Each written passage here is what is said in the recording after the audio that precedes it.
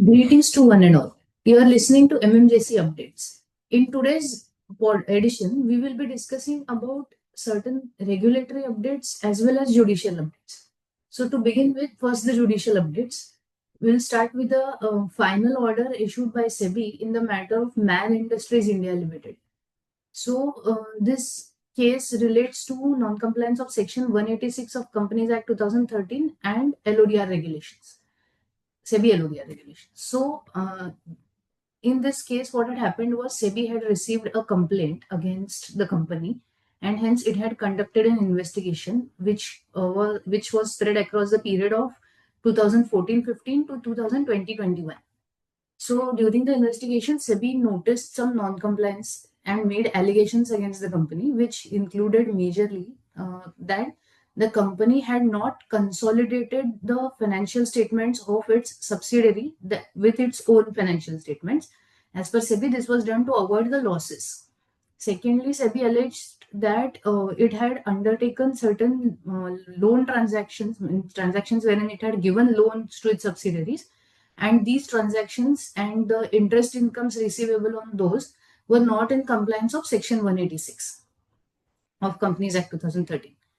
So, company had shared a reply on these allegations.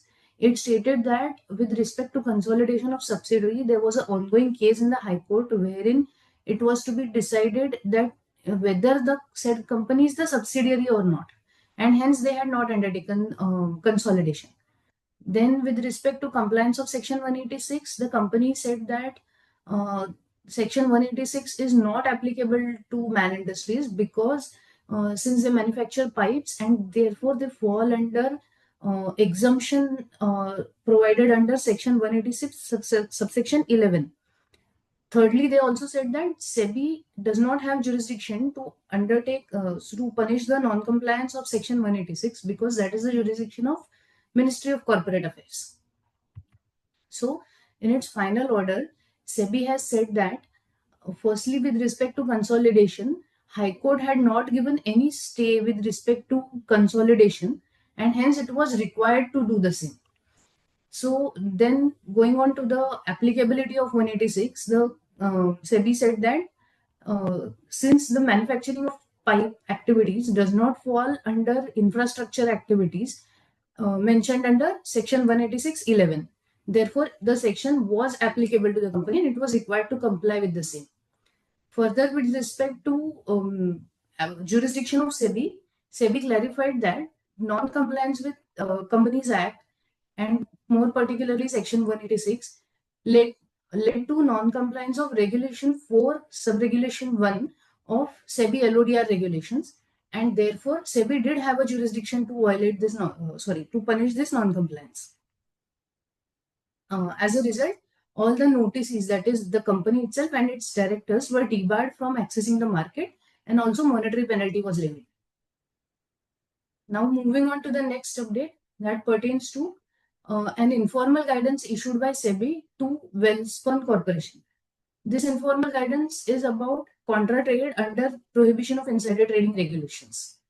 So the facts of the case are that the managing director of the company, that is Welspun Corporation, was allotted ESOP shares under ESOP in June 2024 as well as in June 2025.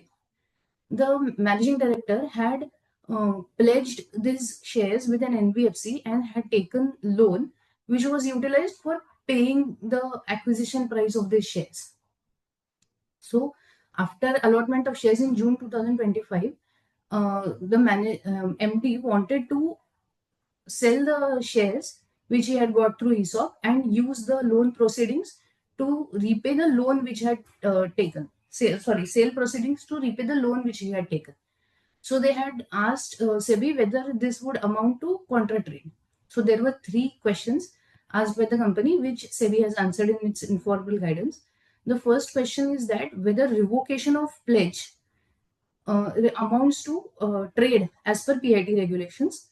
So in that, SEBI has replied that as per Regulation 2, Subregulation 1 of SEBI PIT regulations and the FAQs released by SEBI on this topic, revocation, creation of pledge are trades under PIT regulations. Secondly, the company had asked that whether this would amount to contra trade, because the revocation of pledge, and after that a sale of shares was to take place. So whether this is a contra trade. So SEBI had replied that even though they are opposite transactions, they are not contra trades, prominently because there is no change in the significant beneficial owner of the shares, as invocation and creation of pledge do not change the owners unless the pledge is revoked and the shares are transferred to the lender. So it was not a contra trade. And the third question was that whether subsequent sale after revocation of pledge amounts to a contra trade. So in this case also SEBI has said that revocation of pledge and subsequent sale do not amount to contra trade, because during, as I mentioned earlier, during revocation of pledge, there is no change in the beneficial owner of the shares.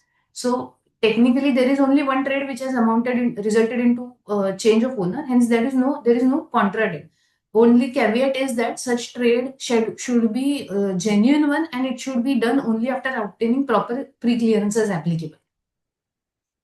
So this is it about the informal guidance.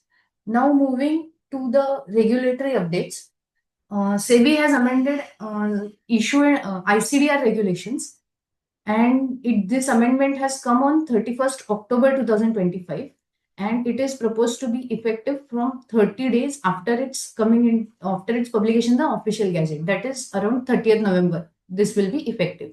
Now let's move to see what has exactly changed through this amendment. So prior to this amendment, the number of anchor investors to whom company could allot shares was minimum 2 and maximum 10 for up to 250 crores. So now the provision is changed, and it is minimum 2 and maximum 15 anchor investors up to 250 crores. And after that, 15 anchor investors per 250 crores increase, and minimum allotment size of 5 crore rupees per anchor investor has been done. So this change is basically brought about after receipt of requests from anchor investors. They actually had a problem that generally anchor investors apply through multiple PANs, and due to which they cannot apply in more numbers because of this restriction of 10 limit of 10. So this has been increased to 15.